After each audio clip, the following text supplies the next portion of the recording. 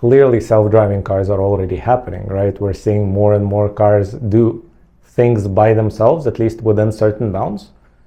At the same time, obviously, it's not progressing as fast as Elon Musk is predicting.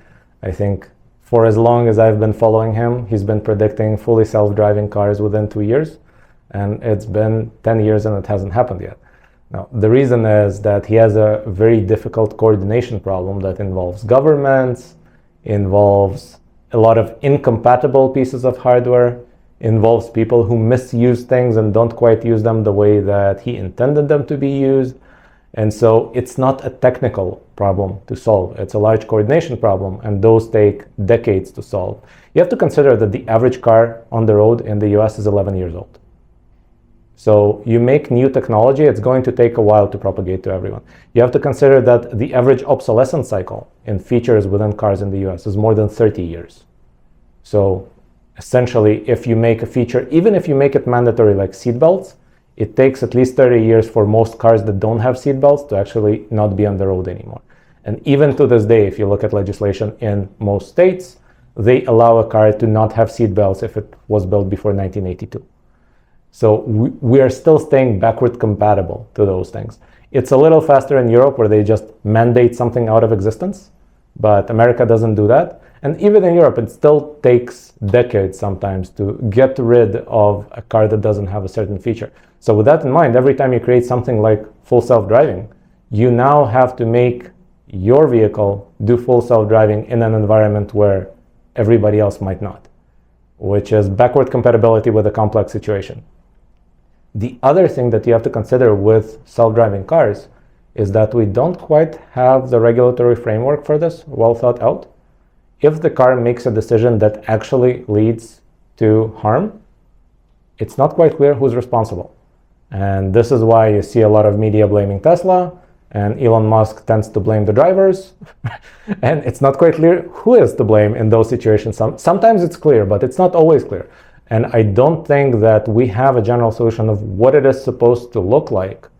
In fact, let me give you another weird corner case. Let's not even talk about harm. Let's just talk about decisions on the road. I guarantee that on your road here, you broke at least a few rules. Because chances are, if you don't break any rules, you just can't get anywhere. Like, let's say that you have a busy traffic circle. For all you Americans, that's the circular thing that you have to drive around in Europe, right? If it's busy, you have to actually cut someone off to get in. They had the right of way, but if you always wait until they all pass, you'll stay there forever, right? And if you are designing a self-driving car, you have to design it to also break the rules sometimes. But then you're probably responsible for when that car breaks the rules and the other driver doesn't brake. And now you have an accident. Who's responsible? Well, you have code where you essentially instructed the car to break the rules, or you trained the model on data from drivers who broke the rules. You're probably responsible.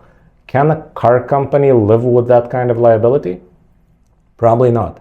And so we have to change something in our regulatory framework to allow that. And we also have to standardize it in some way. Let's say that you are Volvo and you're going to design all your self-driving cars to be super cautious and always follow the rules. So the Volvo will stay there on every traffic circle forever and will never merge into traffic. But then somebody, let's say in Audi, designs a car that is trained on data from Audi drivers, who just cuts everybody off and always goes in first and doesn't even brake. Now we have this inconsistency. How do the laws handle it if different car manufacturers are actually designing these systems differently? That's another thing we probably have to work out. Otherwise, full self-driving, especially on a society-wide scale, isn't going to happen. It's a problem we have to fix. So the parking lot for Waymos actually happened in downtown Austin once, where they did this on the streets here in Austin. They blocked all the traffic. All of downtown was parked because the Waymos couldn't figure out how to get out of each other's way. That just kind of shows you how high the stakes are. Because if you make a self-driving car and it just does something stupid, it's not one car that did something stupid, it's all of them that did something stupid at the same time. And by the way, this will apply to every other field as well. So let's take something as unrelated to cars as we can possibly think of. Let's say accounting. If we teach ChatGPT how to do accounting really well, at some point, all the accountants in the US, or at least most of them, will start using ChatGPT to do their accounting. In fact, all of the auditors are probably going to do the same. It sounds really good. We've saved a lot of effort. But then what if one small thing that ChatGPT learned is wrong? Previously, if an accountant did something wrong, other accountants would not repeat the same mistake.